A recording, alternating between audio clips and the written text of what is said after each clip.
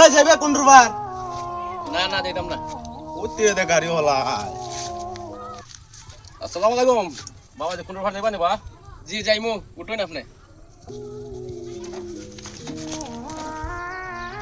এই রাস্কা আটকাইছে গাড়ি। তুই ওহন কইছো যাইতে না, তুই ওহন যাইতাছস ওহন যাত্রী তুলে যাত্রী তুলছি শুনেন, গাড়ির ড্রাইভার বললিয়া যে ভাই ইচ্ছা ব্যবহার করবা, এটা ঠিক না, বুঝছেন নি?